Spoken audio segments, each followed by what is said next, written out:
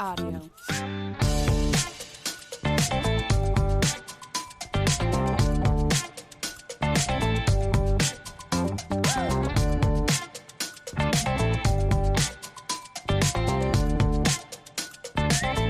Storybox Audio.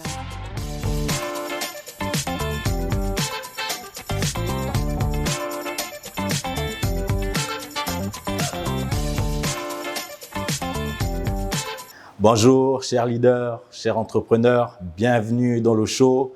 Aujourd'hui, nous avons un invité spécial. Nous allons parler d'entrepreneuriat. Et donc, si vous avez une idée de business ou si vous êtes déjà un entrepreneur, ce show vous aidera. N'hésitez surtout pas à prendre des notes. Alors, sans plus tarder, j'ai avec moi Monsieur Yannick. Bonjour. Bonjour. Bienvenue dans le show. Merci de m'avoir invité. Merci d'avoir accepté notre invitation. Alors, est-ce que tu peux te présenter et nous dire qu'est-ce que tu fais, quelle organisation tu diriges? D'accord. Alors, temps de présentation, je suis Yannick Ebibier. Je suis donc le directeur général de la société d'incubation numérique du Gabon. Je suis né à Libreville. J'ai fait l'ensemble de mes études primaire et secondaire à Libreville, d'abord au lycée d'application, Nelson Mandela, et puis au collège Bessieux. Donc, juste après mon bac, je suis allé à l'étranger pour faire des études de commerce. D'abord une école de prépa à Lyon, aller au Centre franco-américain de management, et ensuite aux États-Unis, à Temple University, à l'école de commerce. Donc, j'ai à la fois un master, donc un bac plus 4 en entrepreneuriat, et également donc un diplôme d'expert en génie industriel et services de l'école centrale de Paris que j'ai fait à partir de 2012. Et donc, j'ai commencé ma carrière moi en entrepreneuriat. Donc, juste après mes études, j'ai travaillé dans des centres d'appui pour les entrepreneurs féminins. Et puis, j'ai fait le début de ma carrière, donc les 8 premières années de ma carrière aux États-Unis, en tant que conseiller économique auprès des services aux entreprises de la mairie de Philadelphie. Donc, c'est à partir de 2013 que j'ai décidé de rentrer au Gabon après un court séjour en France, où j'ai travaillé dans les systèmes d'information, notamment au sein de l'agence de la santé numérique en France, et puis au sein des éditions Lefebvre. C'est un éditeur de code fiscal juridique et j'étais dans la partie un peu de dématérialisation. Donc après un court passage en France, j'ai décidé de rentrer à Libreville, d'abord en tant que consultant auprès du cabinet Performance Group qui met en place le plan stratégique Gabon émergent. Donc je travaille à la fois pour les entités privées, les entités publiques. Autour de 2014, avec Madame Christine Guirier, nous mettons en place le premier incubateur privé au Gabon qui s'appelle Entrepreneurium et qui est toujours en activité dans plusieurs pays de la sous-région. Je passe également au niveau de l'Agence nationale de promotion des investissements en tant que directeur de la stratégie. L'objectif était de pouvoir mettre en place le premier one-stop shop, donc le premier guichet unique qui permet de créer son entreprise en 48 heures plutôt qu'en plusieurs mois comme ça se faisait les 20 dernières années. Donc une fois avoir travaillé là-bas, mis ça en place à côté de Madame Abouna qui était la directrice générale à cette époque-là, j'ai eu l'opportunité de pouvoir devenir le premier directeur général de la société d'incubation numérique du Gabon, qui est une société anonyme avec un capital privé à 70% et 30% public par la SPIN. L'idée, c'était de mettre en place l'infrastructure, donc créer un espace qui permettrait de baisser les barrières à l'entrée pour toutes les personnes qui voudraient se lancer dans l'économie numérique et puis accompagner l'administration et les grandes entreprises dans les projets de transformation en innovation. Voilà. Donc, voici un peu, globalement, j'espère que j'ai été assez clair dans le parcours. Si vous avez des questions, je peux Alors, ouais, je vois effectivement que tu as un parcours assez riche, assez chevronné et bien qualifié pour aider les entrepreneurs. Alors, c'est quoi pour toi ou c'est qui pour toi un entrepreneur? Parce que aujourd'hui, tout le monde se définit comme étant entrepreneur. Celui qui va au marché est un entrepreneur. Celui qui achète et revend des articles en ligne est un entrepreneur. C'est quoi ta définition d'un entrepreneur? Alors, la définition de l'entrepreneur que je vais te donner repose sur 3 aspects pour connaître l'entrepreneur. Le premier aspect, c'est celui qui est couramment partagé que vous trouvez dans la littérature. Hein. Moi, je m'appuie beaucoup sur les travaux d'un professeur qui s'appelle Steve Blank, qui est professeur à Yale et qui donne cette définition d'entrepreneur. Donc, l'entrepreneuriat, c'est d'abord un état d'esprit. C'est-à-dire que c'est quelqu'un qui voit des solutions où tout le monde voit des problèmes. Des problèmes. Voilà, donc c'est quelqu'un d'optimiste et qui va à chaque fois donc trouver la meilleure façon, la façon la plus facile, la façon la moins coûteuse de faire une activité et ensuite de proposer ce service, ce produit à des personnes. Okay. Donc ça, la caractéristique première de l'entrepreneur, c'est que c'est quelqu'un qui est systématiquement dans l'innovation. Il ne va pas se lancer parce que c'est un secteur qui marche ou parce que les autres le font. C'est vraiment parce qu'il a la ferme conviction qu'il a une manière unique et spécifique de faire quelque chose que personne d'autre ne fait et qu'il pense que ça va apporter une valeur ajoutée unique. Voilà. Donc ça, c'est la caractéristique première de l'entrepreneur. Maintenant, c'est vrai que dans le langage au quotidien, il y a par exemple des commerçants, c'est des gens qui ont pour activité de vendre des biens, des services que l'on définit comme des entrepreneurs, mais en réalité ce sont des commerçants. Il y a une définition de l'OHADA qui explique ce que c'est que le commerce. Donc, comme vous avez ça comme activité, vous êtes un commerçant. Voilà.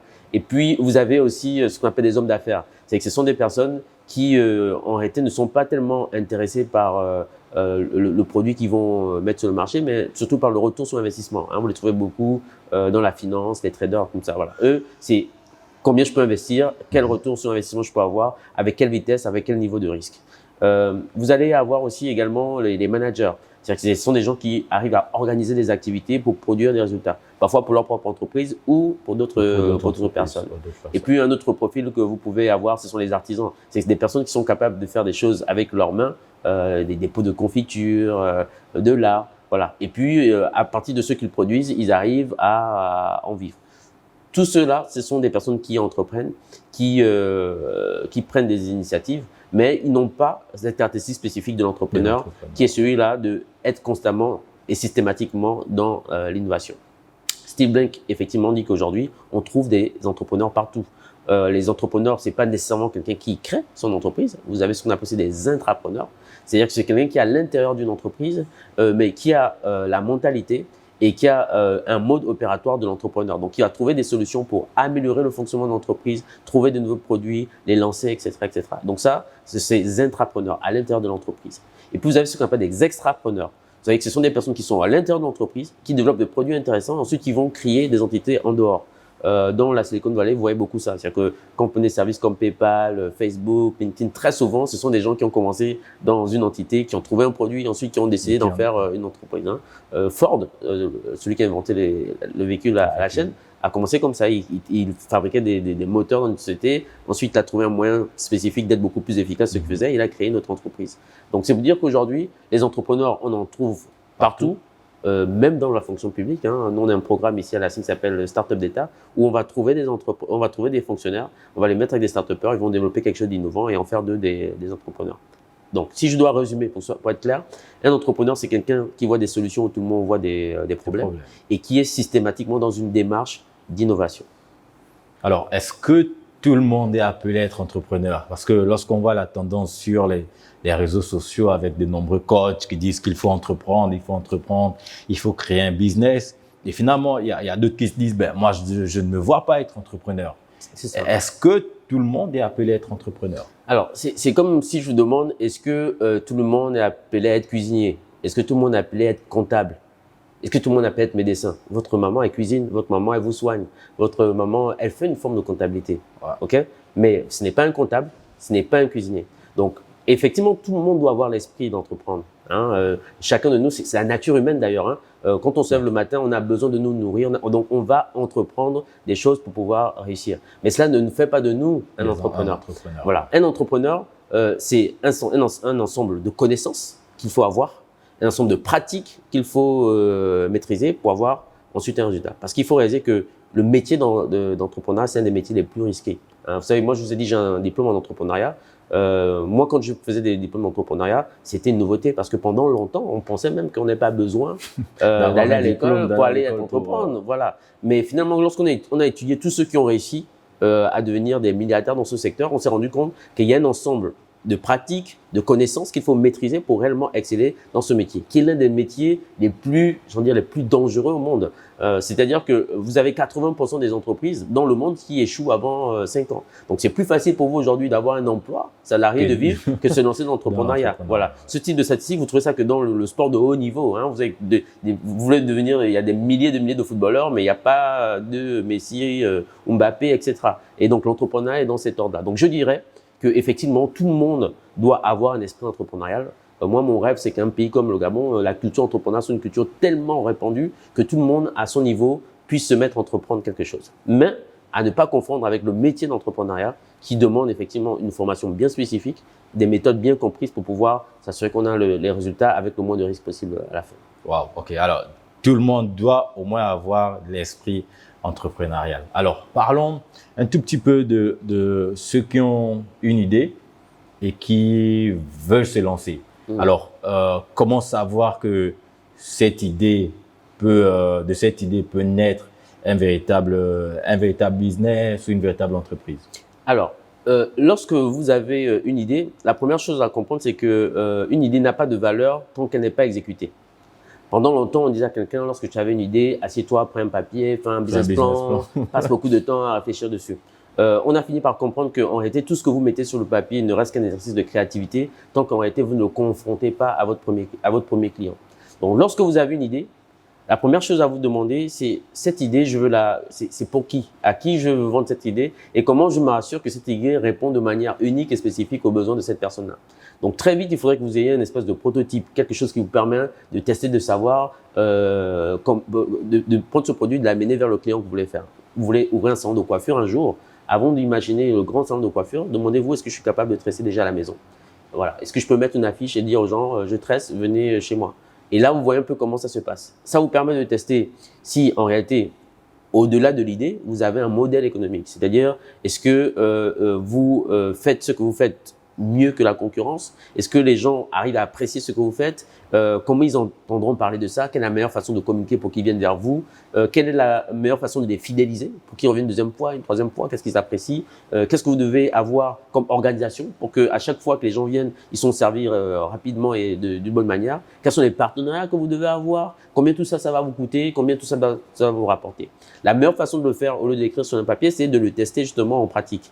Et au bout d'un certain temps, quand vous vous rendez compte qu'effectivement, vous avez maîtrisé l'organisation qu'il faut, vous vous dites à ce moment, mon idée, elle a marché. Pourquoi? Parce qu'il y a quelqu'un qui paye. Une idée qui est bonne, c'est une idée où il y a quelqu'un qui paye de manière récurrente. Si quelqu'un ne paye pas, refuse de payer ou a du mal à payer, c'est qu'il y a une partie de l'idée qui n'est pas encore bien pensée. Alors, maintenant, prenons un cas pour celui qui veut se lancer, par exemple, dans des secteurs tels que l'éducation, les finances, et qu'il faut, par exemple, créer une application ou créer un site Internet. Comment est-ce que cette personne peut faire pour réussir à créer son application? Très bien. Il faut comprendre que dans un business, la partie la plus facile, c'est l'application.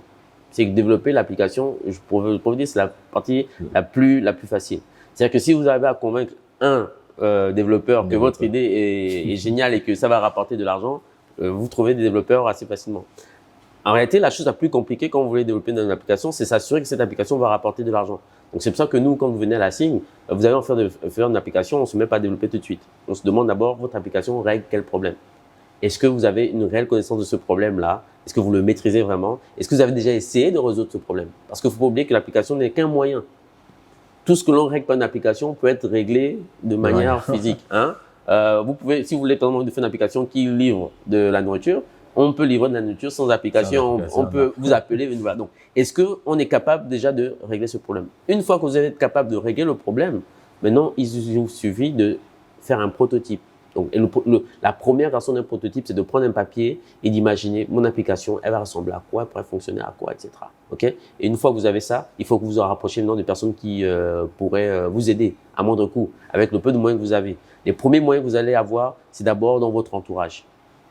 Avant d'aller convaincre un investisseur, une banque, un institut de vous aider, arrivez déjà à convaincre votre entourage. S'il y a une personne qui accepte de vous accompagner, ok, c'est déjà un signal positif pour des institutions comme nous de se dire, tiens, il y a quelque chose qui est là. Voilà. Donc, il y a ce premier effort-là déjà qu'il faut faire. Hein. Très souvent, ce que moi je rencontre, c'est beaucoup de jeunes qui veulent développer des applications et qui passent cette étape-là. C'est qui veulent tout de suite aller vers la banque, tout de suite venir vers l'investisseur sans avoir essayé de créer avec ses propres efforts le premier prototype qui permet à n'importe quelle personne de se dire que tiens, si lui-même il a déjà investi un peu de son temps, de son effort pour m'apporter quelque chose de concret, de visible, eh ben je peux le pousser et l'amener un peu plus loin. Alors, dans un environnement, après, voilà, on est en Afrique et je ne suis pas nécessairement contre, dans un environnement où il est facile de contribuer pour des décès, pour des anniversaires, pour des sorties, voilà, pour des fêtes, pour des soirées en boîte de nuit. Exact. Il est facile de contribuer. Exact. Maintenant, comment convaincre, si je peux dire, d'abord nos proches pour mettre un peu d'argent dans notre projet? Ben, vous savez, je ne sais pas si moi ça m'arrive dans ma famille, hein, qu'il y a une personne qui vient qui dit que je veux me marier, personne ne veut contribuer. Et puis il y a une autre personne qui a dit je veux me marier et tout le monde veut contribuer. Ouais. C'est quoi la différence? C'est la personne, n'est-ce pas? Donc comment convaincre? Ça, je ne pourrais pas vous dire. Mais c'est sûr que si vous croyez vraiment à votre projet, vous saurez à qui aller parler à ce projet, vous saurez quoi dire pour trouver de l'argent pour faire ce projet et vous allez vous lancer. Waouh. Alors, ok, tout à l'heure, tu as fait allusion en parlant par exemple de développeurs, chercher des compétences pour développer notre application. Comment constituer une équipe lorsqu'on est un entrepreneur qui débute et qu'on n'a pas assez d'argent pour commencer à payer les salaires, etc. Comment mettre en place une équipe pour nous aider à développer la solution qu'on veut mettre en place? Alors, 3 choses. La première chose, c'est que déjà, il faut être curieux. C'est-à-dire qu'aujourd'hui, sur Internet, vous avez plein de solutions qui vous permettent de développer des prototypes, des sites Internet gratuitement. Hein. Je ne sais pas si on peut faire de la publicité sur ton show, mais Wix.com, par exemple, te permet de développer une application. Voilà. Ouais. Il y a plein de solutions dont on appelle ça de no-code, où tu n'as pas besoin de développer pour pouvoir créer une application. Okay? Si vous êtes beaucoup plus agile, il y a des solutions comme Figma ou Adobe qui vous permettent de faire aussi des prototypes qui permettent de voir à quoi ressemblerait l'application. Donc, il y a des sites aussi d'auto-formation. Hein, vous pouvez aller sur ces sites-là et voir un peu comment faire les choses. Donc ça, c'est la première étape. Pour les plus courageux, ils peuvent aller rechercher et trouver les moyens de le faire. La deuxième façon que tu peux faire, c'est de vous rapprocher justement des incubateurs. Pourquoi? Parce que dans les incubateurs, lorsque vous entendez, il y a des masterclass gratuites, il y a des salons, il y a des événements. Vous allez rencontrer souvent d'autres jeunes. C'est-à-dire que parfois, vous avez des gars qui savent développer mais qui n'ont pas d'idées et qui viennent là pour justement trouver des idées. Et vous pouvez tomber sur quelqu'un à qui vous avez parlé de votre idée, qui trouve ça intéressant, avec qui vous pouvez travailler ensemble. Okay? Et il y a d'autres qui ont des idées mais qui n'ont pas de développeurs et vice-versa. Donc, il faut participer. À la SIG, on organise souvent des hackathons. À chaque fois que vous entendez parler qu'il y a un concours, un hackathon, vous venez, vous dites voilà, et vous rencontrez souvent dans ces événements-là, vous pouvez rencontrer des développeurs qui vont accepter de travailler avec vous parce qu'ils cherchent tout simplement des projets. Okay? La troisième étape que je dirais à ce niveau-là, c'est faire des annonces. Utiliser Facebook, les réseaux sociaux. Aller dans les écoles aujourd'hui, on a Empathic, on a l'IAI, on a Masuku. Vous avez des endroits comme l'école 240 également de Silver où vous pouvez aller et là faire des annonces disant on cherche des jeunes pour participer à des projets et vous pourrez tomber sur des talents avec qui ils travaillent. Voilà. Ça, c'est les conseils que je pourrais donner si vous êtes au Gabon, comment faire. Après, il y a aussi des sites de freelance. Hein. Avec des gens qui sont en Inde, d'ailleurs, avec qui vous pouvez travailler. Ça, il faut avoir déjà un peu de moyens. Mais si vous n'avez pas de moyens, les 3 premières solutions que je viens de donner, c'est les bons moyens de trouver des talents sans avoir dépensé beaucoup d'argent. Alors, est-ce qu'un entrepreneur doit être multitalent? C'est-à-dire avoir la capacité de tout faire. Par exemple, tout à l'heure, on a parlé de code, etc. Est-ce qu'un entrepreneur doit avoir plusieurs compétences pour la réussite de son projet? Alors, pour réussir en entrepreneuriat, il y a 3 compétences principales qu'il faut avoir. La première, c'est les compétences en gestion. C'est-à-dire que vous devez être capable de pouvoir organiser des activités, être à l'heure, découper des activités en tâches de manière efficace pour atteindre des objectifs. La gestion. Il faut avoir des compétences de gestion. La deuxième compétence qu'il faut avoir, c'est des compétences commerciales. C'est-à-dire que vous devez être à l'aise avec la vente. Vous devez être capable de pouvoir vendre votre produit à quelqu'un, de vendre une idée à quelqu'un. Vous savez, il y a des gens qui ont peur souvent d'aller vers les autres pour vendre un produit parce qu'ils n'aiment pas demander l'argent. Parfois même c'est vous qui lui devez l'argent, mais il est même gêné de venir vous demander votre argent. Voilà. Donc il faut être capable d'être décomplexé par rapport à ça et donc capable de vendre. La troisième compétence, c'est les compétences techniques, c'est-à-dire savoir un peu les éléments techniques du secteur dans lequel vous allez vous lancer. Vous n'allez pas vous lancer dans le numérique si vous ne connaissez rien dans le numérique. Vous n'allez pas essayer d'ouvrir un salon de coiffure si vous ne savez pas coiffer. Vous n'allez pas vous lancer dans la restauration si vous ne connaissez rien de la restauration. Donc, il est important que vous puissiez connaître quand même des éléments techniques, avoir un peu aussi du relationnel dans le secteur dans lequel vous êtes, parce que vous ne pouvez pas réussir sans réseau, sans fournisseur, sans personne qui vous accompagne. Okay? Donc, gestion, commerce et technique. Ces trois compétences sont rarement combinées par une seule personne. C'est extrêmement rare de trouver un seul individu qui excelle à la fois dans ces trois éléments. Voilà. C'est pour ça que dans tous les grands projets d'entrepreneuriat que vous allez voir, c'est toujours des équipes, quoi. Vous prenez Facebook, vous prenez Microsoft, c'est toujours 2 ou 3 personnes. Il y a toujours peut-être une personne qui est devant pour faire le côté marketing, mais c'est toujours un duo. Et j'aime souvent dire que si Jésus-Christ, qui était l'homme parfait, a eu besoin de 12 gars pour faire son travail, c'est pas vous et moi, même parfait, qui allons tout réussir tout seul, quoi. Voilà. Donc c'est pour ça que un entrepreneur doit être multitask dans le sens où ça c'est la nature de l'entrepreneuriat qui le veut. C'est-à-dire que quand vous avez commencé, vous n'avez pas beaucoup de ressources pour avoir une équipe complète. Donc vous devez avoir une équipe où les gens sont multifonctionnels, ils sont capables de faire 2 ou 3 choses. Mais par contre, pour réussir un projet, il faudrait quand même qu'il y ait une complémentarité entre les 3 compétences que j'ai données là. Et ça, comment vous pouvez le faire? Soit vous avez des associés qui vous complètent dans ce en quoi vous êtes très très bon. Soit vous avez des conseillers qui peuvent venir vous conseiller, vous renforcer dans ce que vous faites. Et parfois, vous avez des incubateurs comme le nôtre, vous pouvez venir, on va détecter ce en quoi vous êtes bon et puis ensuite vous mettre autour de vous les équipes, les personnes qui peuvent vous accompagner sur les éléments où vous n'êtes pas prêt encore. Alors, ça, certainement la dernière question sur l'idée. Il y a ces personnes qu'on appelle, on griffe des tueurs de rêves. Vous avez une idée, vous venez faire part de votre idée à une personne et vous dites tout de suite non, il est impossible de concrétiser, de faire ce que vous voulez faire. Comment faire face à ce genre de raisonnement aux personnes qui vous disent tu n'as pas assez d'argent, tu n'as pas assez de compétences, ton idée n'est pas assez bonne. Comment faire face lorsque d'autres personnes n'appréhendent pas ou ne comprennent pas notre idée? Il y a 3 choses que je pourrais dire là sur ce sujet. La première chose, c'est qu'il faut comprendre que ça, c'est la nature humaine. À chaque fois que vous venez présenter un projet ambitieux à quelqu'un, il va partir de l'idée que vous et moi, on est pareil. Vous avez entendu ça, non? Ouais. Que si Claude il peut, donc toi aussi tu peux. Et pourtant, ça, c'est faux. Tout à fait. Chacun de nous est unique. Chacun de nous a une trajectoire unique. OK? Donc, qu'est-ce que ça veut dire? Ça veut dire que parfois, moi, quand vous allez me voir pour me dire que non, j'ai envie de faire cette grande idée, tout ça, si je ne me sens pas capable moi, de le faire, tout de suite, je vais vous transférer mes peurs. Je vais comme ça vous dire, c'est pas possible de le faire parce que tu n'as pas ci, parce que tu ne fais pas partie de ça, parce que ils vont trouver toutes les excuses nécessaires pour le faire. Donc ça, il faut à la limite toujours s'attendre à ça à chaque fois que vous allez présenter une idée. Et plus elle est ambitieuse, plus elle est folle, plus vous allez entendre des gens qui vont vous exprimer les peurs et les limites.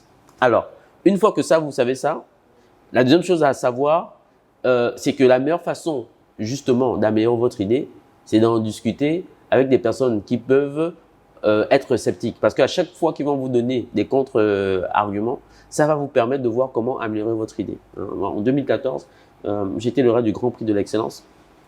Sur un projet, en réalité, j'avais tellement parlé de ça à des gens du secteur qui m'avaient dit, en fait, ce qui ne pourrait ne pas marcher, qu'au moment où vous arrivez pour le pitcher auprès d'investisseurs, vous avez déjà entendu tous les contre-arguments et vous avez amélioré votre idée au fur et à mesure qu'on a. Donc, lorsque vous avez une idée, c'est pas la peine de la cacher. OK? Si vous voulez savoir si votre idée, elle est pas bonne, c'est de se dire que votre idée là, si je dis mon idée à Clette et que je pense que Clette peut me la voler, genre à la seconde, il faut savoir que c'est une mauvaise idée. OK? Une très bonne idée, c'est une idée où, lorsque j'en parle, la personne vous écoute, vous dit tiens, c'est génial, mais elle ne sait pas comment faire pour démarrer. Ok. Donc, c'est pour ça que votre idée, lorsque quelqu'un vous la critique, au lieu de plutôt voir ça comme en fait un moyen pour vous de laisser tomber, c'est plutôt de dire, ok, il m'a parlé de cet obstacle-là. De manière objective, qu'est-ce que je peux faire pour pouvoir surmonter cet obstacle et améliorer mon idée. Okay. Et la troisième chose sur laquelle je terminerai en disant que aujourd'hui, la meilleure façon de tester si votre idée est bonne, souvent, c'est d'essayer de l'exécuter.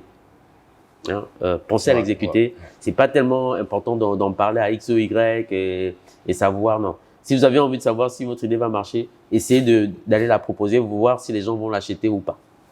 Wow. Alors maintenant qu'on exécute notre idée, est-ce qu'il y a des techniques, des méthodes, je sais pas, pour acquérir ou convaincre notre client? Ouais.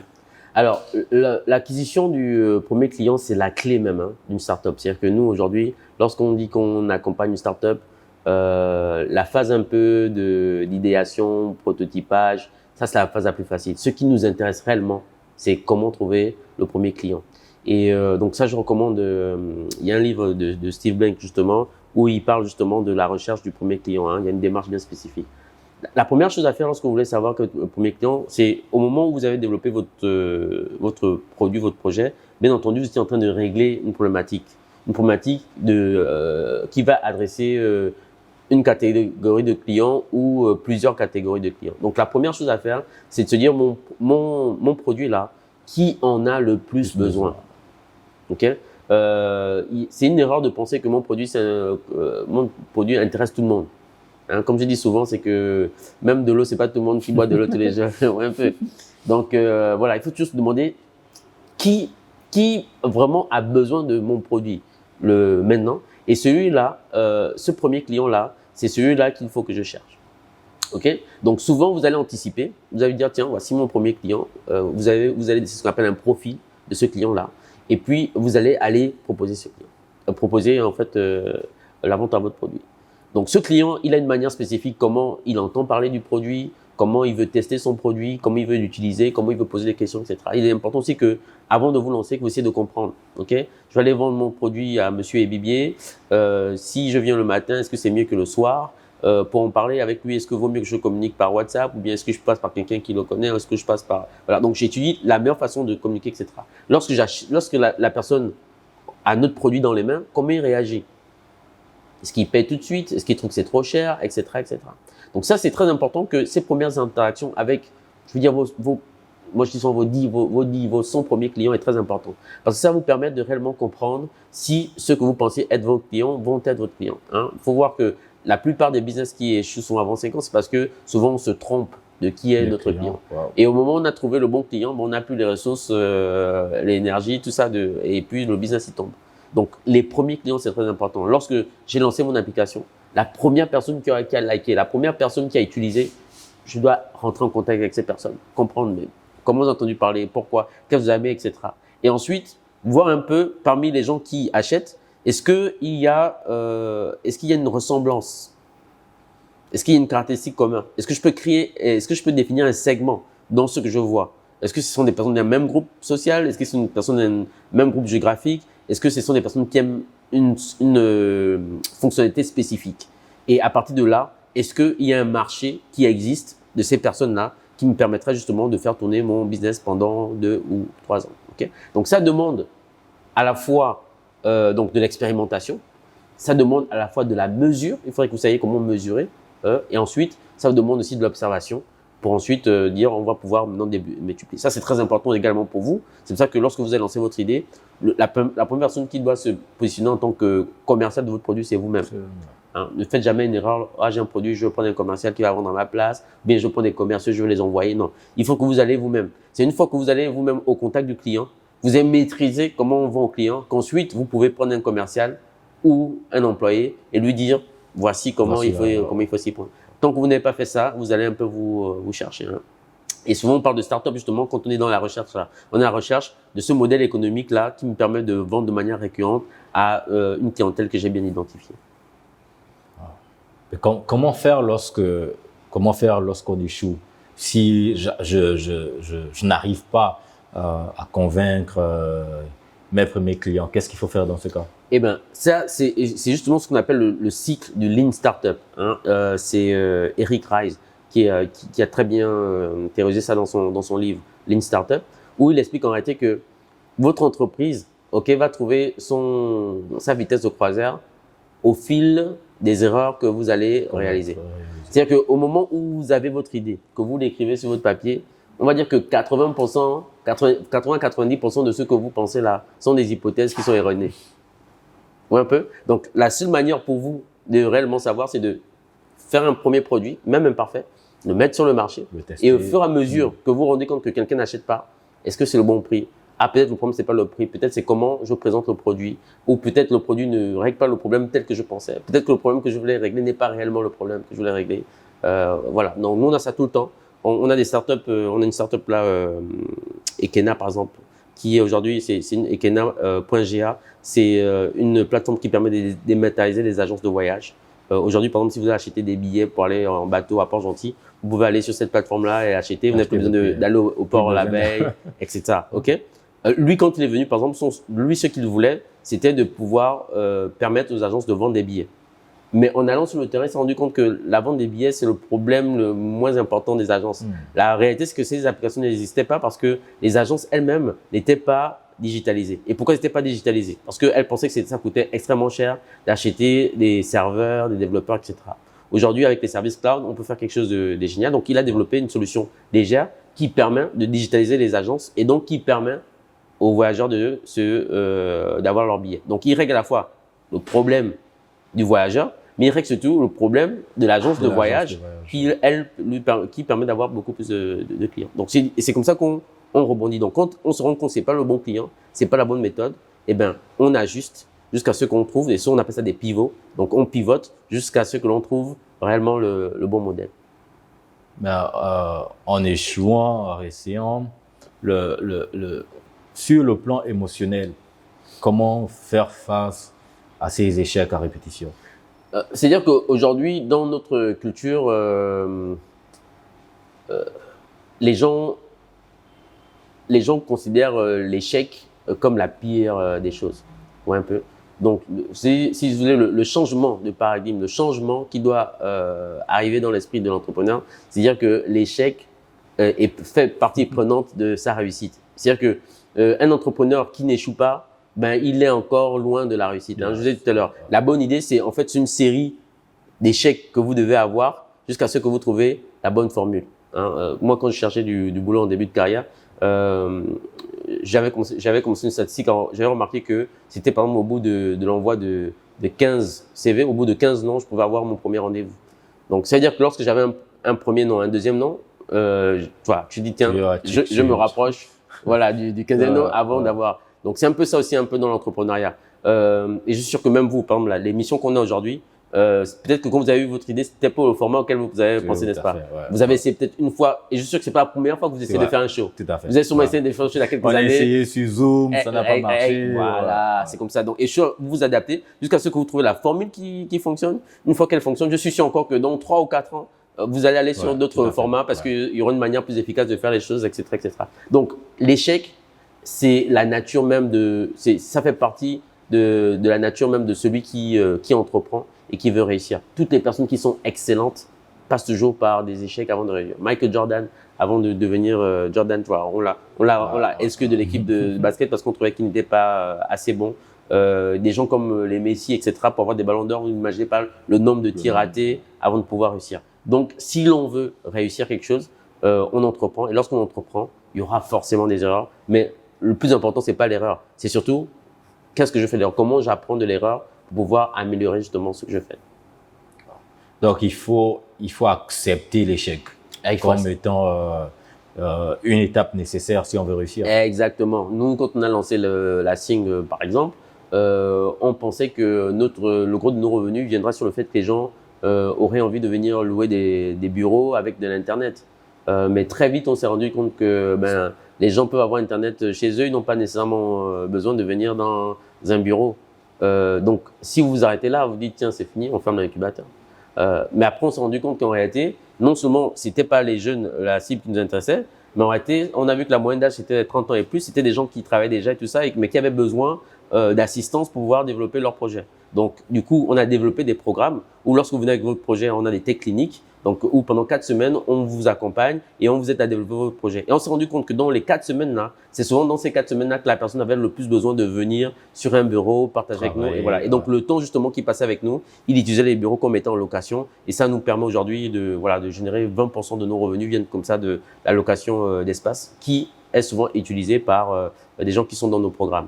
Et puis, vous avez aussi des gens qui viennent de l'étranger et qui ont besoin des bureaux de manière temporaire, etc. Ça aussi, c'était pas une cible qu'on voyait nécessairement au départ. La crise du Covid est passée par là et on s'est rendu compte que oui, il y a beaucoup qui, avant de vouloir s'installer dans des grands bureaux, peuvent venir chez nous, voilà, ont des espaces où ils peuvent utiliser des services. Donc, l'échec était un bon moyen d'apprendre et d'aller vers le modèle qui fonctionne. Alors, est-ce que ça veut dire que un entrepreneur doit absolument avoir la capacité de s'adapter? Ah oui, je crois que c'est une définition qu'on donne. Et quand je dis que l'entrepreneur, c'est celui qui voit des solutions, tout le monde voit des problèmes, ça veut dire que l'une des qualités principales, c'est l'adaptation. Hein. Moi, ce sont mes parents qui me disaient ça, que quelqu'un d'intelligent, c'est pas quelqu'un qui comprend, qui conteste, mais c'est quelqu'un qui s'adapte. Lorsqu'il y a une situation qui arrive, voilà, vous devez rester suffisamment calme et vous dire, OK, cette situation-là, ça m'empêche d'avancer. Ça, c'est un constat. La solution, c'est s'adapter. Hein. Vous mettez un caillou devant une fourmi, elle va pas essayer de la pousser. Hein, elle va trouver le moyen de passer par-dessus. Et c'est pareil pour l'entrepreneur. Il doit s'adapter, c'est sûr. Alors, j'aimerais qu'on parle un tout petit peu de notre contexte, du contexte gabonais. Tout à l'heure, tu as parlé du guichet unique. Est-ce qu'il est vraiment effectif?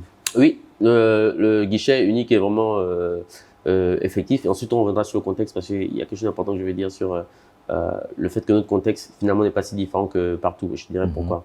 Mais oui, le guichet unique, il existe à l'Agence nationale de promotion des investissements. C'est-à-dire que avant 2015, lorsque vous voulez créer votre entreprise, vous deviez aller dans au moins 3 ou 4 différents ministères. Donc, ministère de la Justice pour le RCCM, si vous êtes dans un secteur particulier, allez vers ce ministère-là, etc. Ça vous prenait en tout et pour tout 90 jours, donc 3 mois pour créer votre entreprise. Aujourd'hui, à l'ANPI, déjà, vous avez la plateforme en ligne qui s'appelle le Génie, où vous pouvez aller et créer votre entreprise en 48 heures. Alors, parfois, il arrive qu'il y a une administration qui est en grève ou il y a un problème technique qui fait que voilà, vous pouvez vous retrouver 1 ou 2 semaines, quoi. Mais c'est déjà quelque chose d'effectif, le guichet unique. Aujourd'hui, la prochaine étape, pour améliorer encore ce service-là, c'est de pouvoir interconnecter justement les services à l'intérieur du pays. Parce que 48 heures, même 24 heures, c'est déjà possible à Libreville. À l'intérieur du pays, c'est encore un peu plus long. Donc ça, c'est la prochaine étape de ce service. Alors, j'aimerais revenir sur plus qu'on parle du contexte. Comment, pour un étudiant qui n'a pas assez d'argent, j'insiste là-dessus, qui a une idée, mais dont le coût pour créer son entreprise ou du moins légaliser sa structure, il faut, je sais pas, c'est 80 000 ou 180 000? Ouais, 80 000. 80 000 Entreprise individuelle, c'est le prix de base. Ouais. 80 000, ben, si je n'ai pas ces 80 000, et finalement, on se rend compte qu'il y a plus d'entrepreneurs qui sont dans l'informel, est-ce que c'est pas également un obstacle qu'il faut casser et permettre à tout le monde de se lancer? Pourquoi pas, je sais pas, permettre aux étudiants de créer leur entreprise gratuitement, par exemple? Bon, alors pourquoi la création d'entreprise d'abord n'est pas gratuite? Ça, c'est la première chose. Presque partout dans le monde entier, la création d'entreprise n'est pas gratuite. Je connais très peu d'endroits au monde où la création est gratuite parce que de toute façon, comme je dis, pour faire un guichet unique, il faut qu'il y ait des gens qui travaillent. Donc il faut un minimum d'argent pour pouvoir faire tourner tout ça. Ensuite, il faut comprendre que les 80 000 aujourd'hui là, ça a encore été réduit parce que c'était un peu plus cher il y a quelques années. Maintenant, est-ce que on pourrait empêcher est-ce qu'on pourrait pas encore réduire un peu plus? Pour moi, s'il y a les moyens de réduire un peu plus, en regardant un peu, faire des économies sur les coûts au personnel de l'agence, sur des réformes à faire, c'est des choses que je n'exclus pas, il faut regarder. En plus, si on peut baisser si on peut baisser les coûts sans affecter l'efficacité de l'agence, pourquoi pas. Mais ce qu'il faut retenir pour moi, c'est que souvent on parle d'informel, mais je dis aux gens, attention de ne pas confondre ce qu'on appelle un gombo et ce qu'on appelle une entreprise. Vous voyez un peu? C'est pas parce que je vends un produit de temps en temps, j'ai vendu ici, et puis encore dans 6 mois après, 8 mois, voilà. Non, ça ne fait pas de vous que vous avez une entreprise. OK? Peut-être que vous êtes fonctionnaire quelque part, ou bien vous travaillez dans votre entreprise, mais sur le côté, vous avez aussi payé quelque chose. Ça ne veut pas dire que vous êtes une entreprise. Et ne venez pas vous plaindre comme quelqu'un qui, en réalité, c'est son activité. Ce que je veux dire par là, c'est quoi? C'est que le revenu minimum, c'est 150 000. Je ne sais même pas combien c'est la bourse. Hein, je ne pourrais pas m'avancer sur la bourse d'un étudiant. C'est quoi? Voilà. Je ne sais pas, 80 000, si je ne me trompe pas. 82 000? Bon, voilà. Vous comprenez un peu, non? Et le salaire minimum, c'est 150 000. Les ménagères, les chauffeurs, les gardiens, c'est ceux qui gagnent 150 000 tous les mois. Donc vous avez envie de monter une entreprise, donc une société qui normalement doit pouvoir générer à partir de 60 millions pour que vous commencez même à payer la TPS, 30 millions, 60 millions, c'est ce que vous voulez pouvoir générer. Parce qu'en dessous de ça, on considère que c'est même pas une entreprise, on considère que c'est bon, c'est juste une initiative. Je prends les gâteaux aujourd'hui, je viens vendre ça à l'école, voilà. Donc en dessous de ça, vous ne pouvez pas. Donc, si déjà vous avez du mal à collecter 80 000, je ne sais pas si votre veste, là, vos chaussures, c'est 80 000 mètres. Si vous n'avez pas du mal à collecter 80 000, c'est peut-être le prix d'une bouteille en boîte de nuit. OK? C'est pas moi. C'est peut-être une semaine de restaurant, c'est une fête. C'est que si vous n'avez pas renié 80 000 pour investir dans un business qui va vous 60 millions. Bon. Moi, si c'est je me dis, est-ce que tu as réellement envie d'entreprendre? Voilà, parce que finalement, 80 000, je parle du Gabon, avec le pouvoir d'achat au Gabon, 80 000, ce n'est pas réellement la fin du monde, n'est-ce pas? Après, derrière, vous avez les taxes sont à payer, l'impôt sur le revenu, 30%, vous avez la patente à payer, tout ça. Mais tous ces éléments-là, quand vous les prenez combinés, ce n'est pas ça qui peut faire tomber votre business. Je dis souvent aux entrepreneurs, si une fois que vous avez fait vos calculs, que vous vous êtes rendu compte que les impôts, les taxes et tout ça sont trop, vous n'avez pas à dégager un bénéfice avec tout ça, c'est que ce n'est pas un business que vous avez, c'est pas la peine de vous lancer. Le premier test pour savoir si mon entreprise est vraiment viable, c'est de savoir est-ce que je peux tenir les engagements administratifs. Si les engagements administratifs ne sont pas réglés, c'est comme si vous dites que vous avez un business et puis ce business ne peut jamais vous payer un salaire. Ça sert à quoi? Vous voyez un peu, non? Voilà. Donc, oui, si on peut baisser encore plus, c'est une réflexion à avoir en termes de réforme. Mais en termes de mentalité de l'entrepreneur, je dirais tout de suite que allez-y vous formaliser lorsque vous êtes sûr que vous avez réellement un business. Souvent, les gens qui restent dans l'informel, c'est souvent qu'ils ne le savent pas. Donc, il faut les accompagner. On a une startup ici qu'on a développée qui s'appelle Gatax, gatax.link, c'est la gatax.link, où vous pouvez regarder un peu quelles sont les obligations de l'entreprise, etc. Et vous trouvez que ça coûte moins cher d'être formalisé que d'être informel. Parce que dans l'informalité, vous êtes toujours en train de courir. Le jour où on vous attrape, vous devez de quelqu'un, voilà. Donc parfois, ça coûte plus cher. Donc, il faut savoir. Parfois, si les gens restent dans l'informel, tout simplement parce que leur activité n'est pas viable. Ouais, un peu. C'est plus une activité viable. Ils ne peuvent pas payer des gens tous les mois. C'est pas viable du tout. Donc, il vaut mieux donc rester dans cette informalité ou de temps en temps, j'ai quelque chose qui rentre. Et la loi prévoit d'ailleurs qu'en dessous d'un certain seuil, on n'a même pas besoin de vous chercher en tant qu'entrepreneur. Vous êtes un individu qui, voilà, vous pouvez aller chez vous à votre fête, vendre des gâteaux pendant la cérémonie ou les tofaits. Ça ne fait pas de vous. Ça ne fait pas de vous un entrepreneur. On est entrepreneur de dire que je vais vendre maintenant les tofaits en une entreprise. C'est un produit, c'est une stratégie marketing, c'est des procédures opérationnelles, c'est des équipes à maintenir. Une entreprise, c'est pas n'importe quoi. Donc, on se lève pas un matin en se disant, genre, voilà, je vais aller entreprendre et être bloqué seulement quand on te dit seulement de payer, ne serait-ce que le ticket d'entrée à 80 000, c'est déjà trop pour toi. C'est que voilà, c'est pas bon pour toi. Faut rester dans le gombo. Faut rester dans le gombo. Alors, est-ce qu'il est facile d'entreprendre au Gabon? Est-ce qu'il est facile d'entreprendre au Gabon? C'est une question qui est difficile à répondre. Alors, je dirais que que c'est facile. Lorsque j'essaie un peu de comparer à d'autres endroits dans la sous-région, quand on regarde un peu dans la sous-région, on est parti des pays dans la sous-région où l'environnement des affaires est quand même un peu intéressant. C'est-à-dire que quand je dis que c'est facile d'entreprendre, c'est que des incubateurs comme nous, comme ça, il y a des pays où il y en a pas. Moi, je vois que chaque année, il y a à peu près 1 milliard de francs CFA qui sont distribués en termes de concours, où le jeune a juste besoin de se pointer, et il va trouver de l'argent, etc. Bon. Donc, dans cet aspect-là, créer l'entreprise aujourd'hui, c'est 48 heures, une semaine max, c'est fait quoi. Donc, se lancer, c'est pas tellement ce qui est compliqué. Ce qui est compliqué, c'est de faire tourner la boîte. Parce que là, effectivement, moi, je vois, moi, en tant qu'entrepreneur, se lever le matin en se disant, OK, quelle nouvelle idée je dois avoir, quel produit je dois avoir, qui je dois avoir, comment s'assurer que les employés sont dans des bonnes conditions, etc.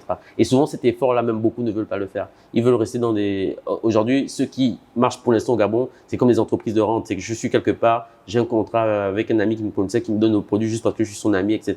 Donc, sur cet aspect-là, il y a encore des lourdeurs. Le marché n'est pas encore suffisamment ouvert.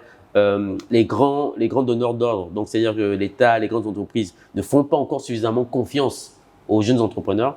Moi, j'en connais quelques-uns qui sont souvent découragés parce que bon, il a monté un bon produit, il veut proposer, mais souvent on ne prend pas le produit parce qu'on a un doute, parce que bon, il est trop jeune, parce que il est gabonais, parce que bon, il est avec quel marché. Donc voilà. Donc sur cet aspect-là, on a encore des choses à faire. Donc, est-ce qu'il est facile d'entreprendre? En tout cas, c'est facile de se lancer au Gabon. C'est facile de se lancer au Gabon. Ce qui est le plus difficile, c'est de survivre. Hein. Passer les 5 premières années, avoir une équipe qui est bien structurée, une entreprise qui est bien structurée, vos employés que vous payez correctement et régulièrement, être à jour avec ses impôts, constamment améliorer la qualité de son produit et de ses services, améliorer son réseau d'affaires. Ça, ce n'est pas… on pourra encore améliorer l'environnement des affaires au Gabon sur ces aspects-là. Alors, tu as fait mention du mot survivre et la question que j'ai envie de poser, c'est comment survivre dans notre environnement et faire en sorte que on est passé de l'idée à l'entreprise et qu'elle est voilà, que l'idée dure, que c'est pas juste une entreprise temporaire que nous avons créée. La première chose en tant que jeune, c'est, je dirais d'abord qu'il faut savoir que lorsque vous vous lancez, concentrez-vous sur votre projet. Ne regardez pas tellement ce que font les autres, hein, parce qu'il y a des gens qui ont des entreprises artificielles. Hein, c'est que là, l'actualité encore nous le prouve. Hein, c'est qu'il y a des gens qui ont des mailles d'argent cachées dans leur maison. Vous les voyez tous les jours. Ah ouais, moi j'ai des grandes entreprises, ça. En fait, l'entreprise ne fonctionne pas sur les recettes du produit, du service qu'il propose, mais repose en réalité sur une relation, sur quelque chose qu'il a. Donc, si vous commencez à regarder ça en disant que, ah, mais comment ça se fait que moi, mon business, ça fait 5 ans, je fais à peine 100 millions de chiffre d'affaires, alors que j'ai l'impression que le frangin à côté, il est déjà au milliard. Ne vous inquiétez pas, surtout dans notre Gabon là. Ne vous inquiétez pas de ça parce que vous ne savez pas ce que le frangin est en train de faire pour être au niveau où il est là. OK? Vous contentez-vous de ce que vous faites, de vous dire, OK, ce que je fais, est-ce que ça rapporte suffisamment pour que je puisse me payer, pour que je puisse payer mes employés? Et là, comment on fait pour survivre? Et ça me mène à la fin du contexte. Tous ceux qui vont vous dire que ce qu'on apprend à l'école ne sert à rien et tout le reste, c'est souvent des gens qui eux-mêmes n'ont pas bien appris à l'école. Parce que quand tu as bien fait l'école, tu arrives à comprendre ce qu'on t'a appris en théorie, tu as bien compris la théorie, et c'est parce que tu as bien compris la théorie que tu peux bien la mettre en pratique. C'est parce que tu as bien compris la théorie que tu peux comprendre c'est quoi l'exception et comment l'adapter. Donc, gérer une entreprise, c'est une science. En tant que dirigeant, qu'est-ce que tu dois savoir, qu'est-ce que tu dois faire? Ensuite, qu'est-ce que tu dois faire pour vendre ton produit en termes de commerce, de marketing, etc. En termes d'opérationnel, quelles procédures mettre en place, quels sont les outils utilisés pour avoir la bonne qualité, etc. Sur le plan financier, la comptabilité, comment les relations avec les fournisseurs, avec mes banquiers pour qu'ils puissent soutenir mon activité, le bien-être de l'entreprise, les ressources humaines, comment les garder motivés, comment les recruter, tout ça. Tout cela là, c'est une science qu'il faut bien maîtriser. Et à chaque fois que tu es dans la pratique, lorsque tu as bien appris ces choses-là, tu sais comment, c'est comme une boîte à outils. Tu sais quels sont les outils qu'il faut, les outils dont tu as besoin pour aller apprendre. Et c'est une protection pour toi. Pour ça vous permet de suivre parce que ça fait que à chaque fois que vous allez être face à une situation de crise, à quoi que ce soit, ben, vous saurez ou aller chercher les outils. Et aussi, ce que j'ai remarqué dans notre contexte, ça veut dire que les gens aussi les gens auront envie de vous aider. Quand vous faites votre travail correctement, on se demande pas de quel groupe politique tu es, de quelle province tu es. On a juste l'impression que voici quelqu'un qui est réellement passionné par son travail, qui essaie de le faire correctement malgré les obstacles. Et il y a toujours quelqu'un qui sera prêt à vous aider, à vous faciliter. Hein, moi, en tout cas, depuis que je suis rentré au Gabon, c'est ce que j'ai constaté. Donc, apprenez bien ce que vous faites. Ce que vous voulez proposer là, apprenez-le bien. Vous êtes couturier, vous êtes coiffeur, vous êtes vidéographe, tout ça. Prenez le temps de bien maîtriser votre art, ok? Pour que lorsque vous le proposez, les gens ont envie d'acheter. Pas parce qu'ils vous aiment, pas parce que vous êtes pote, mais parce que le produit que vous faites là. Il peut même vous détester, hein. Moi, j'ai des gens, tu vas lui parler de la signe, Yannick va te dire non, mais il doit admettre que lorsqu'une startup vient à la signe, le programme, il est correct, il est exécuté rapidement. Lorsque le gars, il sort, il est autonome, il sait où il va. C'est ça. Et pour que ça puisse se faire, ça veut dire qu'en interne, on doit passer des heures avec des équipes, voilà, les former, mettre en place des procédures, s'assurer que les procédures sont respectées, tout en se renseigner sur ce qu'il y a de mieux qui se fait, etc. Voir comment on l'adapte dans notre contexte pour pour que ça puisse se déployer. Donc ça demande de l'effort, mais croyez-moi, le travail paye. Hein. Voilà, le travail paye. J'ai travaillé aux États-Unis, en France, au Gabon. À chaque fois que tu fais ce que tu n'as pas de problème, quoi. Tu vis bien. Alors, tout à l'heure, tu as dit que l'entrepreneuriat ou gérer une entreprise est une science. Ce qui voudra dire que c'est une science qu'on doit apprendre. Je ne sais pas si tu as fait le même constat, mais j'ai fini par conclure, je ne sais pas, peut-être que à tort ou à raison, très peu de personnes dans notre environnement veulent apprendre, veulent se former, veulent lire. Comment amener cet entrepreneur-là à avoir l'envie de se former, de lire, bon, d'apprendre? J'espère qu'on va me prendre pour un Illuminati quand je vais te dire ça, mais tu sais, la société, c'est une pyramide. Ouais. La plupart des gens, tu sais, c'est une pyramide. Donc, au haut de la pyramide, tu as les 1 ou 2% qui ont la meilleure vie, qui ont le maximum de ressources, tout ça. Au bas de la pyramide, tu as la masse. Et au bas de la pyramide, ils sont les plus nombreux, ce sont tous ceux-là qui ne veulent pas lire, qui ne veulent pas s'informer, etc. Et justement, les entrepreneurs, où est-ce qu'ils gagnent de l'argent? Ils gagnent de l'argent où eux, ils se disent, bon, tout ce que personne ne veut faire là, moi, je vais le faire. Et parce que vous l'avez fait, qu'est-ce que les autres vont faire? Ils vont venir acheter chez vous. Voilà un peu. Celui qui ne veut pas planter, ben, c'est lui qui viendra acheter le produit chez toi. Celui qui ne veut pas éplucher la banane, une fois que tu as épluché la banane, c'est lui qui viendra payer chez toi. Et tu vas être le maître du monde parce que tu fais tous les efforts que les autres ne veulent pas. Donc, effectivement, entreprendre, c'est apprendre. Et il faut apprendre pour pouvoir exceller dans l'entrepreneuriat et exécuter correctement ce que vous avez planifié. Et pour ça, ça demande de la discipline.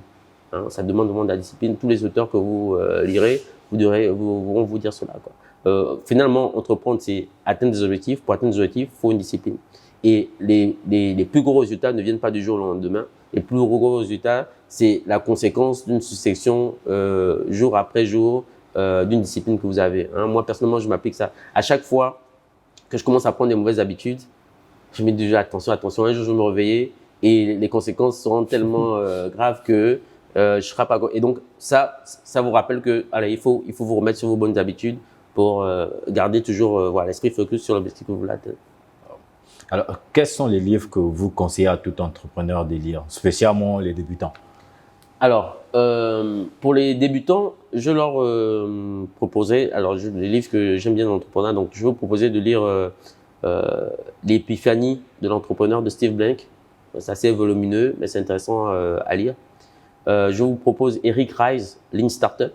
Là aussi, c'est intéressant, qui explique en fait justement que la création d'une entreprise passe par un cycle d'échecs et d'amélioration de l'idée jusqu'à ce qu'on trouve la bonne idée. Je vous propose de lire Gino Wickman, Traction. Ça s'explique encore justement comment trouver le premier client et comment bâtir réellement une entreprise à partir de 6 moteurs de croissance. Et ça fait l'objet également on a une formation, tout un programme basé dessus que vous pouvez avoir. Donc Gino, et puis j'aime bien aussi Stratégie Océan Bleu. j'oublie le nom des auteurs, c'est une dame et un homme, mais Stratégie aussi en bleu, vous pouvez trouver en ligne.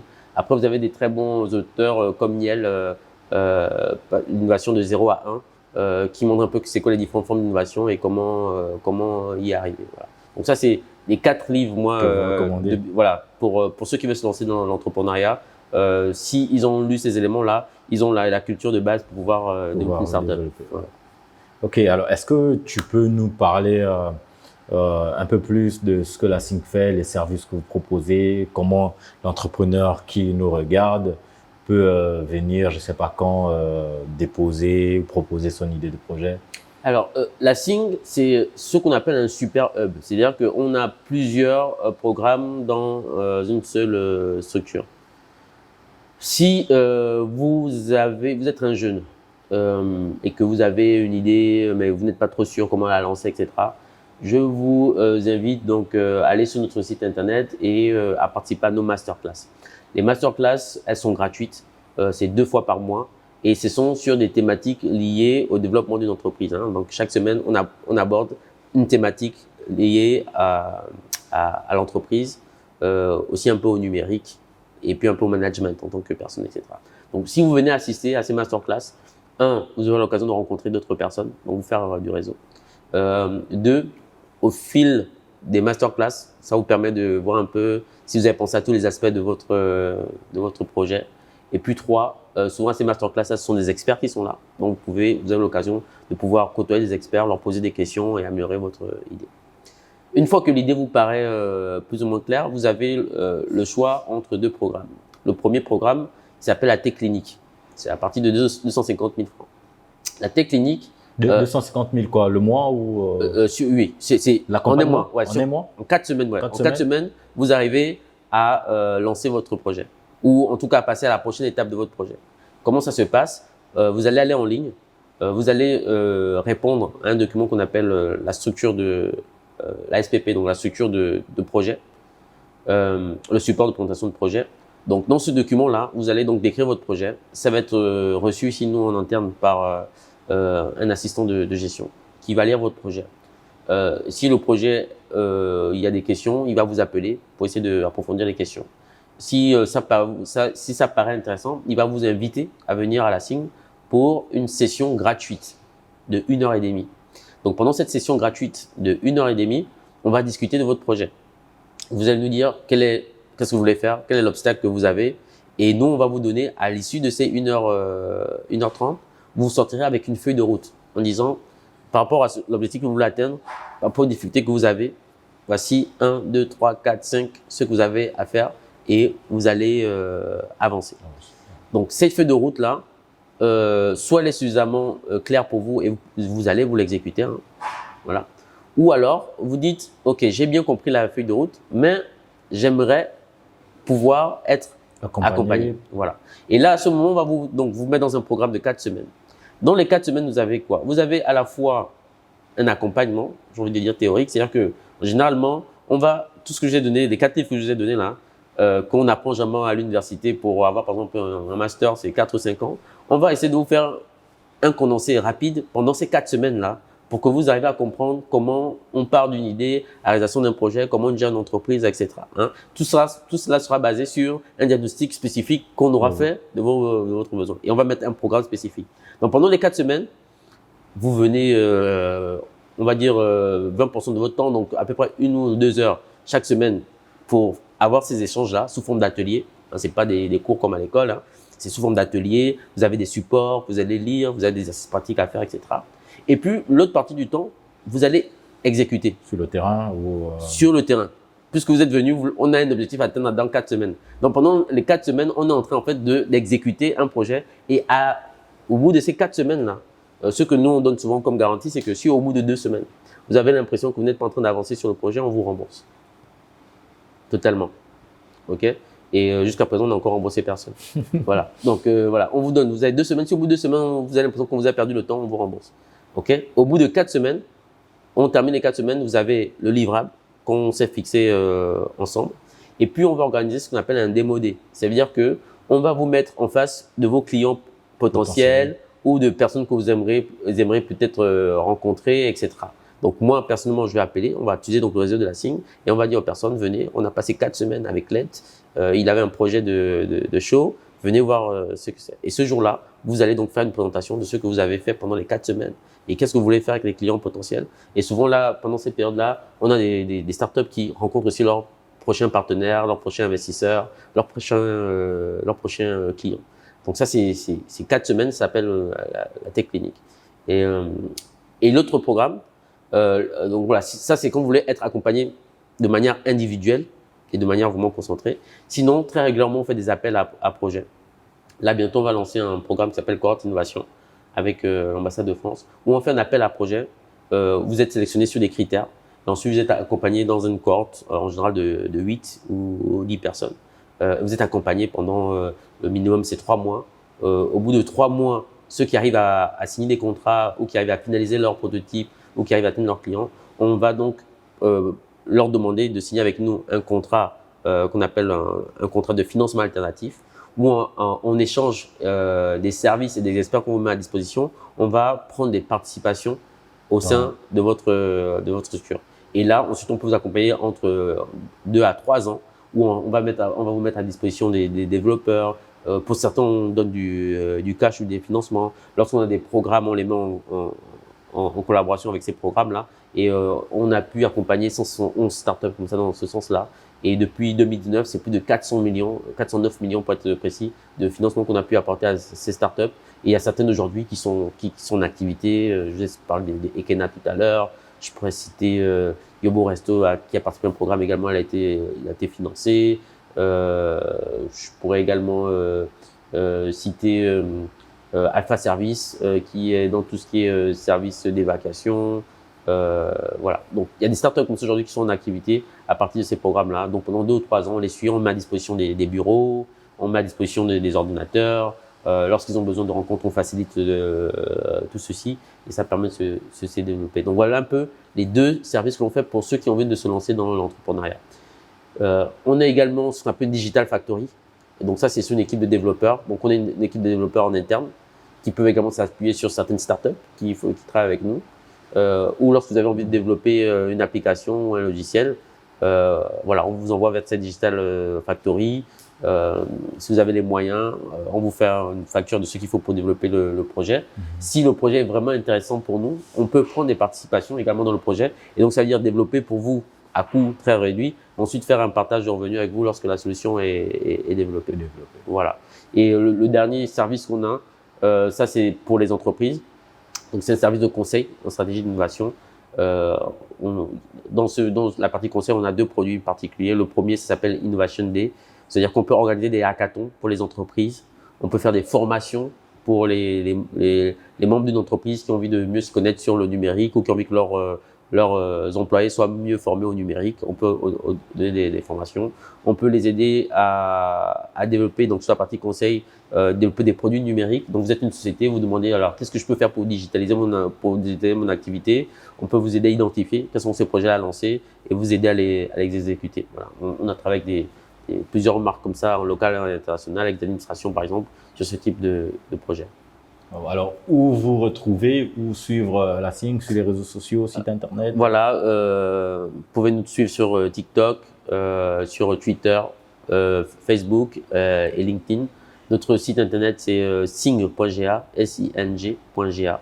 Je peux aussi également vous parler on a lancé une association qui s'appelle l'association Pivot 4.0 parce qu'on a remarqué que sur les startups, une fois qu'elles sont passées dans notre programme, parfois elles ont encore besoin d'être accompagnées, voilà. Et donc, pour celles qui deviennent membres, vous pouvez devenir membre de l'association Pivot 4.0, où là, on va collecter souvent des ressources et qu'on va mettre à disposition de tous ceux qui sont passés par nos programmes.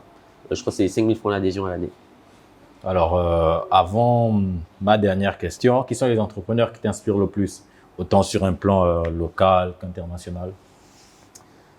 Alors, sur le plan local, il y a trois individus que je pourrais citer, moi, qui m'ont... Bon, je pourrais même mettre un 4e, mais je ne vais pas faire de jaloux, hein, parce que c'est tous mes grands de la Fédération des entreprises du Gabon là sont mes amis. Mais alors, Il y a l'histoire de, je l'appelle Monsieur Hervé parce que j'oublie son nom de famille, celui qui a mis en place Sauce Tartare. Ouais. Donc son histoire m'inspire beaucoup parce que lui, c'est l'illustration du Lean Startup, de la méthodologie que je propose moi quand j'accompagne les gens. C'est que c'est quelqu'un qui est parti en fait de pas grand chose, c'est que pour vendre en fait des bananes avec sa sauce tartare, il n'a pas eu besoin de 100 000 francs d'investissement pour démarrer quoi. Il a démarré sur un trottoir, mais déjà sur le trottoir, il avait la qualité de service, d'accueil que l'on retrouve aujourd'hui quoi. Il vendait déjà à menu. Il n'a pas attendu d'avoir des millions pour proposer déjà une qualité de service, pour proposer sa sauce tartare, pour développer ce qu'il faisait. Déjà sur le trottoir, on voyait ce qu'il serait aujourd'hui. Voilà. Et vous voyez que 5 ans plus tard, c'est un business qui fonctionne. Tous les Gabonais connaissent Sauce Tartare. Juste encore quand je dis Sauce Tartare et que quelqu'un ne connaît pas Sauce Tartare, c'est soit il n'est pas Gabonais, soit il n'a pas grandi à Libreville. Mais tout le monde connaît Sauce Tartare. Et vous avez vu même qu'après, vous avez d'autres qui ont essayé de faire sauce créole, etc. Voilà. Parce qu'il a en fait imposé un modèle. Et ce qu'il a fait, c'est du fast-food. C'est une fois que je suis allé à l'étranger, que je suis allé dans un McDonald's pour la première fois, je me suis dit, tiens, et c'est sûr que le gars, il faisait en fait sur le trottoir. Donc, il a su l'adapter au contexte. Donc, moi, c'est un des entrepreneurs que je trouve assez inspirant. Un deuxième que j'aime souvent aussi citer, qui j'appelle affectueusement tonton, hein, c'est Monsieur Bikalou, Petrogabon. Lui aussi, c'est un très bel exemple aussi. Ce qu'il a fait avec Petrogabon, c'est un très bel exemple aussi dans l'entrepreneuriat innovant parce que l'idée de se dire qu'on va vendre le gaz chez le boutiquier et puis en station-service, c'était pas une idée qui était évidente au départ au niveau du Gabon. Hein. Aujourd'hui, on voit que c'est un modèle qui est adopté par tout le monde. Voilà. De dire que dans les stations-service, sont à l'intérieur du pays, il va surtout employer des femmes plutôt que des hommes parce que c'est les femmes qui sont des ressources qui sont là disponibles pendant que les hommes en général vont en forêt, dans les mines, etc. Voilà. C'est assez intéressant. Hein. Je le trouve très très pragmatique comme monsieur et c'est souvent un exemple que j'utilise beaucoup quand je fais de la formation. Et puis il y a deux autres. Hein. Il y a Monsieur Oyima que j'aime bien avec que je mettrais dans cette catégorie-là parce que avoir la vision de se dire je vais faire une banque internationale qui va représenter en fait les produits du Gabon à l'international. Ça aussi, je trouve ça très bien. Comme il a réussi à développer une culture d'entreprise au sein de la BGFI et faire du management, comment on le voit à l'école, à sa manière, mais comme on le voit à l'école. Donc moi, je trouve ça plutôt intéressant. Et puis, il y a Monsieur Tchango, le maire de Port-Gentil. Chez Monsieur Tchango, ce que j'aime, c'est quelqu'un qui apprend des autres. Quand je suis lui, quand je vu un peu son parcours, c'est quelqu'un qui n'est pas parti de grand chose, aujourd'hui qui a un empire, hein, mais toujours parce qu'il savait poser des questions aux gens, il savait comment apprendre des gens et de manière très pragmatique, il a réussi à bâtir ce qu'il a fait aujourd'hui et puis c'est quelqu'un de très très très généreux. Voilà. Donc sur le plan local, ce sont ces gens-là que je pourrais vous citer en termes de modèle d'entrepreneuriat. Alors, on termine toujours par une dernière question qu'on pose à tous nos invités. Mais avant, est-ce que tu as un mot de fin, une conclusion que tu aimerais apporter avant cette question? La conclusion que j'aimerais apporter, c'est un peu ce qu'on s'est dit au départ. Hein.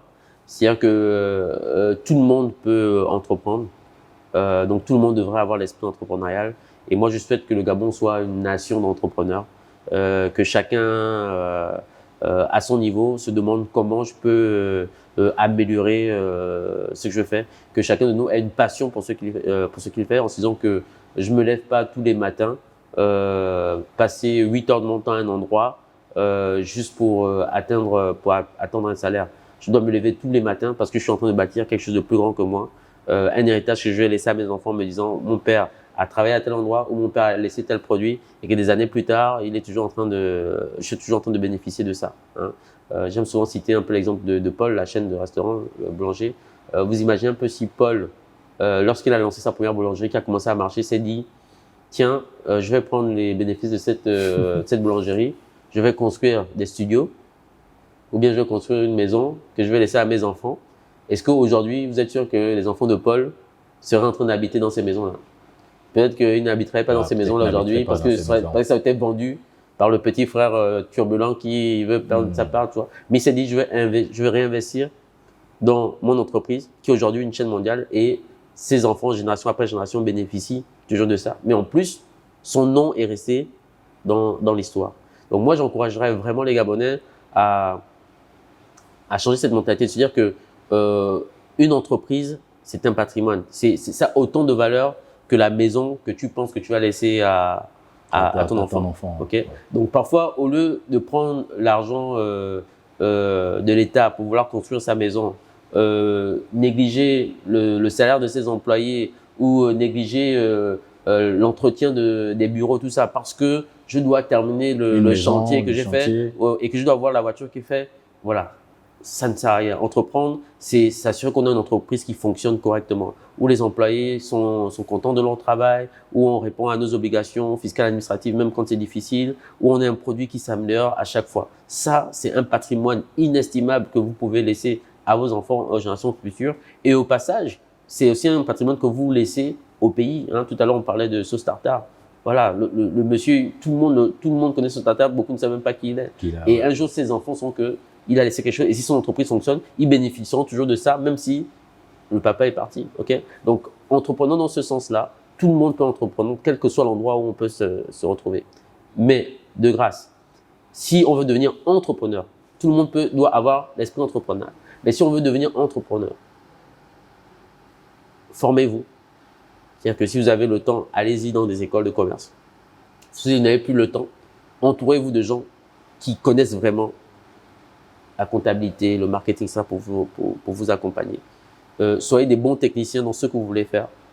Okay, ne vous lancez pas par opportunisme. Vous dites, vous maîtrisez le sujet que vous voulez faire et vous allez faire des entreprises qui vont créer de la valeur et qui vont donc créer de la valeur pour tout le pays. Donc, ayons l'esprit entrepreneurial. Investir dans son entreprise, c'est comme construire une maison, c'est comme acheter un terrain, mais c'est encore beaucoup plus de valeur parce que ça se démultiplie. Donc, changeons l'idée que dès que j'ai un petit quelque chose, voilà. Il faut vider l'entreprise. Il faut vider pour aller construire la maison. Non. Nourrissons l'entreprise pour qu'elle grandisse, pour qu'elle se développe. Et troisièmement, croyons à l'excellence. Donc, lorsqu'on veut lancer une entreprise, soyons excellents dans ce que l'on fait. Et pour devenir excellent, il faut prendre le temps justement de se former et d'apprendre. Et ne pas penser que ce qu'on a dans les livres d'école, là, c'est de la théorie. Non. Si c'est dans un livre, si ça a été théorisé, c'est que ça peut s'appliquer partout, à condition que vous avez bien compris la théorie. Une théorie qui ne s'applique pas bien en pratique, c'est parce que la personne n'a pas compris la théorie. Quelqu'un qui vous dit que l'école ne sert à rien, c'est parce qu'il n'a pas bien compris l'école. Vous voyez un peu, non? Quelqu'un qui vous dit qu'on envoie les gens à l'école pour devenir des salariés et pas des entrepreneurs, il n'a rien compris à l'école. Parce que devenir salarié ou entrepreneur, c'est un choix personnel, c'est pas l'école. Hein? À l'école, on nous apprend là-bas, c'est apprendre à lire, à écrire, à compter, à comprendre. Maintenant, l'éducation que tu as reçue, ton ambition personnelle, tu fais que moi, je ne veux pas être salarié, moi je vais être entrepreneur. Ou bien, moi je ne veux pas être entrepreneur, mais moi je vais être salarié. Mais il faut de tout pour faire une société. Et une société où tout le monde fait bien son travail, eh ben, les choses iront bien. Wow. Voilà. Très belle transition entre la dernière question que j'aimerais poser à notre invité. Tout à l'heure, tu as parlé d'héritage. Et toi qui accompagnes les entrepreneurs pour cette question de fin, j'aimerais savoir, lorsque tu ne seras plus sur la terre, qu'est-ce que tu aimerais que les entrepreneurs retiennent de toi? Lorsque je ne serai plus sur la terre, j'aimerais que l'on puisse dire que Yannick Ebibié, c'est quelqu'un qui a fait beaucoup pour le Gabon. C'est quelqu'un qui a mis le Gabon dans ce qu'il faisait au top de ce qui se fait dans le monde. J'aimerais que l'on se dise que quand il est venu au Gabon, il a permis à plusieurs familles de se développer. Il a créé des multimillionnaires. Ça, c'est mon rêve, hein, de faire en sorte que parmi même les startups là, que des gens, je le fais déjà, il y a déjà des gens qui sont déjà des millionnaires, mais devenir des multimillionnaires, des milliardaires, c'est ce que j'aimerais. C'était quelqu'un qui était passionné, qui était toujours disponible pour sa famille et pour ses amis, et que une fois qu'il est arrivé quelque part, il a eu un impact positif sur ce qu'il faisait. Voilà. Donc, je ne sais pas si c'est assez synthétique, mais c'est vraiment ce que j'aimerais que l'on puisse dire, que voilà, j'ai fait de l'entrepreneuriat dans mon pays, et grâce à ça, on a pu sortir beaucoup de gens de la pauvreté, beaucoup de gens du chômage, et que ce qu'on fait au Gabon est aussi bien que ce qu'on fait n'importe où dans le monde. J'aimerais vraiment que les gens viennent apprendre de nous, parce qu'on a réussi à faire des choses vraiment exceptionnelles. Merci encore d'avoir accepté notre invitation. C'était une très belle conversation autour de l'entrepreneuriat. Et voilà, vous m'inspirez. Et je crois que Merci c'est beaucoup. d'ailleurs pour cette occasion que j'ai tenu à vous avoir comme, à t'avoir comme, comme invité. Merci, Et Clay. je crois que les personnes qui se démarquent dans notre société, qui quittent la masse pour faire quelque chose de différent, doivent partager ce qu'elles savent. Et merci d'avoir partagé avec nous ce que tu sais sur l'entrepreneuriat, comment réussir dans cet environnement parfois qu'on considère comme, comme difficile et comme compliqué. En tout cas, au plaisir. On se rencontrera certainement prochainement. Alors, Merci. n'hésitez surtout pas à partager, à liker et à faire un tour à la SIG. Si vous êtes entrepreneur, venez vous faire accompagner, venez vous faire former parce que la connaissance est importante pour tout entrepreneur. On se retrouve dans notre prochain show. N'oubliez surtout pas que notre mission, c'est de vous ajouter de la valeur en révélant le leader qui sommeille en vous partageant de la connaissance, de l'information et tout ce dont vous avez besoin pour réussir. On se retrouve à la prochaine. Bye